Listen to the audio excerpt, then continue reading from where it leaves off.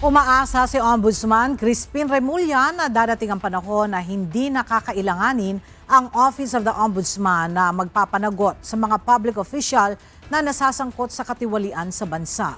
Giit ng opisyal, hindi tagapagligtas ang kanilang tanggapan kundi tagapagpatupad ng tungkulin kasabay ng paghikayat sa mga kabataan na makilahok sa laban kontra katiwalian sa pamamagitan ng Legal Internship Program. The ultimate victory, as I always said before, is that we will render ourselves obsolete. Na hindi na kailangan ang ombudsman later on because the culture is very strong. It's not that we want to become the saviors of this country. It's nothing, it's not the kind of thought that we are messiahs.